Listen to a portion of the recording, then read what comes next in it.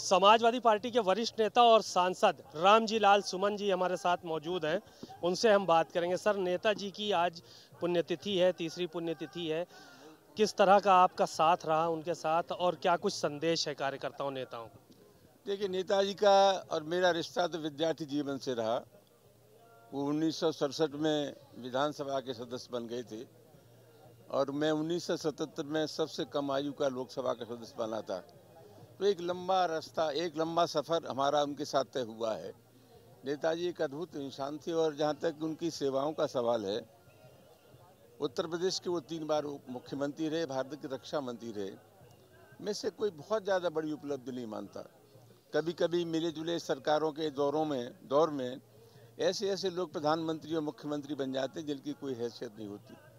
मैं हिंदुस्तान के समाजवादी आंदोलन में नेताजी का सबसे बड़ा योगदान ये मानता हूँ कि 1977 में आपातकाल के बाद जब कांग्रेस के खिलाफ जितनी भी प्रतिपक्ष की पार्टियाँ थीं, सब लोगों ने मिलाकर के जनता पार्टी बनाई। तो 1992 में पूरे देश के बिखरे हुए समाजवादियों को इकट्ठा करके नेताजी ने समाजवादी पार्टी बनाई। ये उनकी ज़िंदगी का सबसे बड़ी उपलब्धि है।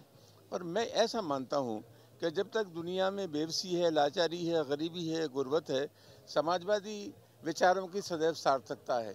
इतिहास 4 पेज लिखे या 4 लाइनें, लेकिन हिंदुस्तान के समाजवादी आंदोलन में नेताजी का योगदान अविस्मरणीय रहेगा। आपके साथ क्या पर्सनल कुछ यादें हैं जो साझा कर सकते हैं आप हमसे, चाहें तो, कि कोई ऐसा स्मरण हो आपको कि जो आपके लिए यादगार बन गया हो? न संसद में हम और वो साथ साथ रहे हैं और तमाम ऐसे सामायिक विषय जिन पर चर्चा होती थी, वो जब बोलते थे तो पूरी संसद में उनकी बात को बहुत इत्मीनान के साथ सुना जाता था। ये बहुत कम समय है और इनके रिश्तों को बहुत थोड़े समय में परिभाषित या व्याख्यान उसको समझाया नहीं जा सकता। एक सवाल ये था कि कल मायावती ने एक बड़ी रैली किया लखनऊ में और आप लोगों पर बहुत निशाना साधा। आप लोगों ने कुछ नहीं किया, स्मारक बर्बाद कर दिया। भाजपा ने स्मारक बचाए, उसकी जो है वो उसकी देखरेख अच्छे से की, उसका मेंटेनेंस ठीक किया। कल की रैली से संदेश चला गया है।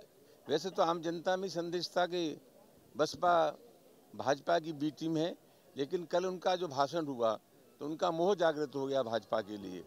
जहाँ तक मायावती जी का सवाल है, समाजवादी पार्टी के बारे में वो क्या कहती हैं, उन्हें अपनी पार्टी पर ध्यान देना चाहिए, उन्हें हमें उपदेश देने की आवश्यकता नहीं है।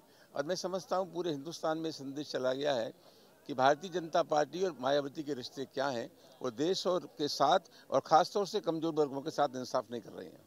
एक और सवाल था, आज़म साहब से अखिलेश यादव की मुलाकात हुई, तमाम गिले शिकवे थे वो भी दूर हुए, लेकिन मुहिबुल्ला नदवी आपके साथ सांसद हैं, उनसे बड़ा नाराज़ हैं और दोनों में एकदम खुलेआम सोशल मीडिया पे जंग छिड़ी हुई है। ये तो आजम खान साहब बहुत अच्छा बता सकते हैं।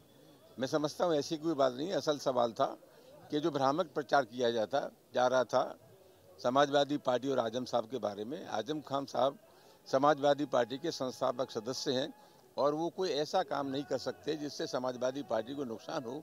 आपने अभी जिक्र किया हमारे रामपुर के सांसद के बारे में, ये छोटी बातें सब खत्म हो जाएंगी। एक आखिरी सवाल और है, सीजीआई के ऊपर जूता फेंका जाता है और वो बहुत बड़ी घटना है इस देश के इतिहास के लिए, उसको कैसे आप देखते हैं? ये कोई नया सोच नहीं है। ये वही लोग हैं जब हिंदुस्तान का संविधान बन रहा था तो इस संविधान का विरोध कर रहे थे और इन लोगों का मानना ये था कि जब मनु का संविधान हमारे देश में है तो किसी और संविधान की ज़रूरत नहीं है।